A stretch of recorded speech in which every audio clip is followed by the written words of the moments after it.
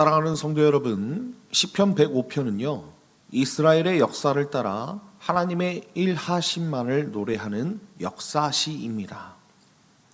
오늘 본문 23절부터 45절은 이스라엘이 애굽에 들어간 이후의 이야기입니다. 나그네로 들어간 백성이 번성하고 억압을 받고 재앙을 통해 해방되고 광야에서 먹이심을 받고 마침내 약속의 땅에까지 이르기까지 모든 과정을 하나님이 주도하셨음을 시편 기자는 찬양하고 있습니다. 오늘 이 말씀 안에서 우리가 언약을 기억하고 끝까지 이루시는 그 하나님의 손길을 함께 묵상하고 은혜를 나누는 시간을 갖겠습니다. 자, 이스라엘이 애굽에서 억압을 받을 때 하나님은 무엇을 하셨는가라는 것입니다. 첫 번째는 이것입니다. 억압의 한가운데서 구원의 무대를 준비하고 계셨다는 것입니다. 자, 23절 그리고 25절을 읽겠습니다. 이에 이스라엘이 애굽에 들어가며 야곱이 함의 땅의 나그네가 되었도다.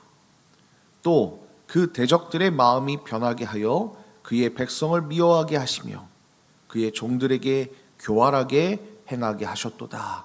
아멘. 여러분, 야곱의 가족은 나그네로 애굽에 들어가지 않았습니까? 하나님은 그 작은 가족을 크게 번성하게 하셨습니다. 그런데 25절을 보니까 상황이 뒤집힌 거예요. 그 대적들의 마음이 변하게 하여라는 말씀이 있습니다. 여러분, 여기서 변하게 하다라는 이 말씀은요, 뒤집다, 전복시키다라는 뜻입니다. 이제 그 호의가 증오로 완전히 뒤바뀐 것입니다. 그런데 시편 기자는요, 그 뒤집힘의 배후에도 하나님의 주권이 있었다고 고백하고 있는 것이 우리에게 보여지고 있어요. 자, 26절을 함께 보겠습니다. 26절입니다. 그리하여 그는 그의 종 모세와 그의 택하신 아론을 보내시니라고 말씀하고 있습니다.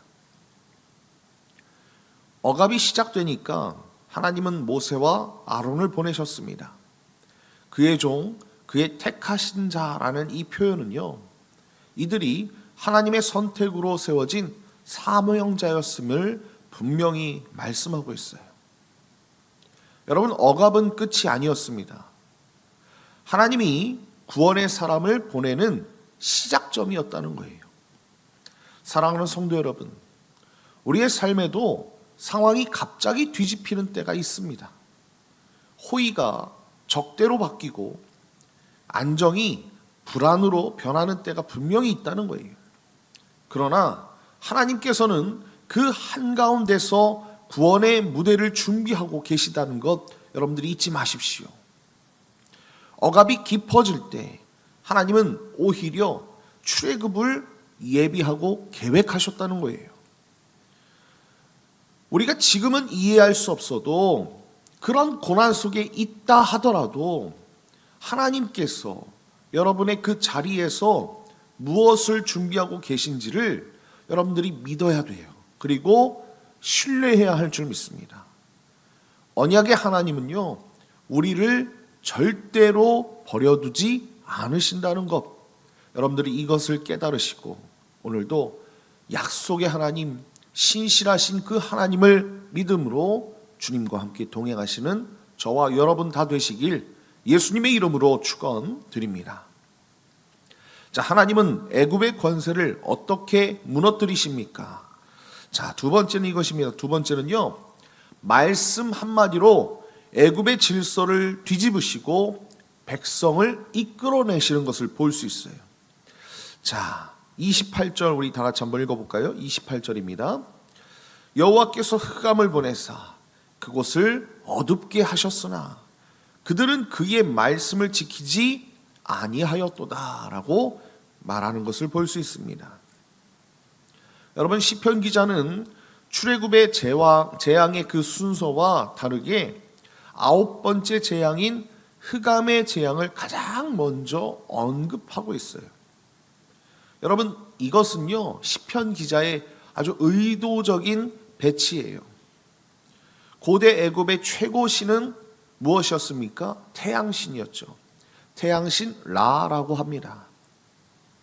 그 태양의 나라에 하나님께서 뭘 보내신 거예요? 어둠을 보내신 거예요. 빛의 창조주만이 어둠까지 다 주권하시는, 그쵸? 어둠을 하나님의 그 주권 아래 두시는 그런 분이시라는 것을 보여주고 있다는 거예요. 자, 31절 읽어볼까요? 31절입니다. 여호와께서 말씀하신즉 파리 때가 오며 그들의 온 영토에 이가 생겼도다 라고 말씀하고 있어요. 여러분, 하나님은 말씀하세요. 이 한 문장이 아주 결정적이라는 것입니다. 말씀하시니까 파리 때가 오고 피가 흐르고 우박이 내리고 메뚜기가 몰려온 것 아니겠습니까? 모두 하나님의 이 말씀 한마디에 일어난 사건이라는 거예요. 자, 36절부터 38절을 읽어볼게요. 또 여호와께서 그들의 기력의 시작인 그 땅의 모든 장자를 치셨도다. 마침내 그들을 인도하여 은금을 가지고 나오게 하시니 그의 지파 중에 비틀거리는 자가 하나도 없었도다. 그들이 떠날 때에 애굽이 기뻐하였으니 그들이 그들을 두려워함이로다. 아멘. 자, 말씀을 보니까 마지막 장자의 재앙으로 애굽의 모든 권세가 근본부터 꺾이는 것을 볼 수 있습니다. 그리고 400년간의 그 노예였던 백성이 이제 무엇을 가지고 나오는 거예요? 은과 금을 가지고 나오는 거예요. 그리고 덧붙여서 비틀거리는 자가 하나도 없었다라고 말씀하고 있지 않습니까? 여러분, 성경을 보니까 장정만 60만이 넘는 민족 가운데 아프거나 뒤처지는 사람이 단 한 명도 없었다는 그런 이야기입니다. 하나님은요, 애굽에서 그 이집트에서의 족쇄를 풀어주셨을 뿐만이 아니라 그들의 몸에 초자연적인 활력까지 불어 넣으셔서 아주 건강하게 이집트에서 나오게 하셨다는 거예요. 사랑하는 성도 여러분, 세상의 권세가 아무리 거대해 보여도 무너뜨릴 수 없는 그런 성벽과 같아도 하나님 말씀 앞에서는 한순간에 무너지는 줄 믿습니다. 여러분, 우리가 두려워할 것이 없다는 거예요. 우리의 구원자이신 하나님은 말씀 하나로 모든 것을 무너뜨리시고 이기게 하신다는 거예요. 그렇기 때문에 오늘 우리가 두려워하는 것이 무엇이든 하나님의 말씀보다 큰 것은 없다는 것을 우리가 확신하고 이 말씀 위에 서서 이 지혜로 이 세상 가운데 그 두려움을 이겨내며 세상의 권세를 이겨내며 주님과 함께 동행했으면 좋겠습니다. 하나님의 말씀이 그 어떤 것보다 크다는 것을 여러분들이 신뢰하시고 이 말씀대로 행하시는 저와 여러분 다 되시길 예수님의 이름으로 간절히 축원드립니다. 자, 애굽에서 나온 백성을 하나님은 이제 어디까지 인도하시는가라는 거예요. 자, 세 번째, 마지막으로 세 번째는 이것입니다. 광야에서 먹이시고 약속의 땅에서 순종의 삶을 살게 하셨다는 거예요. 40절과 41절을 읽어보겠습니다. 그들이 구한즉 메추라기를 가져오시고 또 하늘의 양식으로 그들을 만족하게 하셨도다. 반석을 여신즉 물이 흘러나와 마른 땅에 강같이 흘렀으니라고 말씀하는 것을 볼 수 있습니다. 여러분, 출애굽은 끝이 아니라 시작이었죠. 그렇죠? 광야라는 아주 긴 여정이 기다리고 있었다는 것입니다. 그러나 하나님께서는 어떻게 하셨습니까? 낮에는 구름 기둥으로 덮어주시고 밤에는 불 기둥으로 밝혀주시며 그들을 따뜻하게 만들어 주셨다는 거예요. 그리고 그들이 배고프면 어떻게 하셨어요? 하늘에서 양식, 만나를 내려주시고 목마르면 반석에서 물을 흘려주셨다는 거예요. 놀랍지 않습니까? 시편 기자는 만나라는 이 고유 명사 대신 하늘의 양식이라고 표현하는 것을 볼 수 있습니다. 이스라엘의 생존 근거가요, 더 이상 땅이 아니라 하늘에서 내려온다는 거죠.